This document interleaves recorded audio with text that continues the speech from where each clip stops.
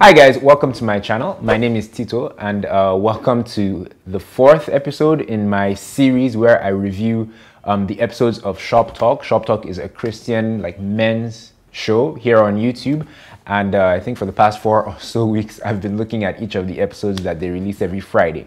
Now before I get into today's video, please, if you're new to the channel, feel free to subscribe and to give this video a thumbs up. Give this video a thumbs up if you enjoy it, and subscribe as well. So the last episode of Shop Talk was on mental and emotional health, I do believe. And it was a good episode. The guests this time around were Pastor Godman Akinlabi, somebody I really admire, Oscar Oyisan, Frank Donga, and Dr. Tito Foy. Incidentally, I know all of them aside from Pastor Godman, and it was a very interesting episode. The topic itself was really timely, because in recent times, we've had cases of people being depressed and depression, and a few cases of suicide internationally and I think locally as well. So I think this episode came at a good time, because it seems to really be an issue. There are a lot of depressed people out there, and a lot of people are masking their emotions and how they feel and the fact that they're sad or they're depressed and whatnot. So it was a good conversation to have. What I noticed about this episode, first off, is that I think this is the longest episode that they've had on Shop Talk thus far, at least for this season. I think it was almost 37 minutes, which was kind of long, but when you watch it, you understand why. It was such a conversation. This was, of all the episodes they've done this season so far, this one has been the one that's been really a conversation, where they've really been trying to get to the root of the matter and to find solutions to what they're talking about. So yeah, it was a bit long, but it was good. They all gave their personal accounts. I mean, Frank Donga kept on, talking about, as in clinical illness and, depression too is a form of illness, but he was trying to find the line, I think, between a poor mental state, between you're just sad or you're just having a bad day, versus you are clinically depressed or you have some form of a mental disorder. That's what Frank kept on trying to get at, I think. But if a child was kleptomaniac in Africa, yes, they whoop that attitude out of him. You are stealing something, you understand? Yes, so are you trying to say you need medicine, you understand? No, because and this is, can you take pills and be okay, basically? Oscar gave a few accounts of, his own, from his past and him growing up, and talked about when he went with Sensei Uche, who is a cancer survivor, when they went for a treatment abroad, and how the whole experience just put life in perspective. Pastor Godman, Pastor Godman is just so awesome. I really love hearing his messages. I know a lot of people that go to his church, and it was really nice to see him on the show.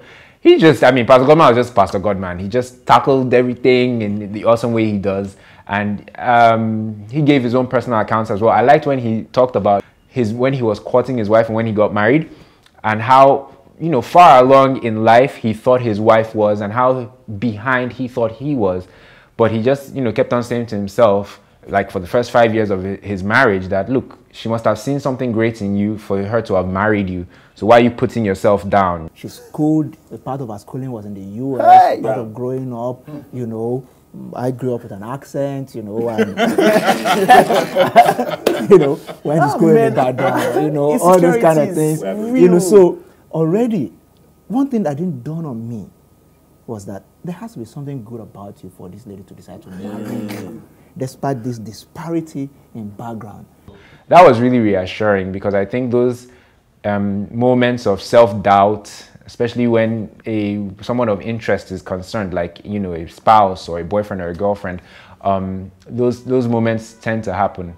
Dr. Foy talked about that a lot, about the pressures that men go through. He gave an account of when, I think he was doing his housemanship or something, when he was in school, and how they counseled a man that was having fertility problems with the wife, and how, he just broke down in tears. When he left the room and was talking to us, the doctor, he started crying.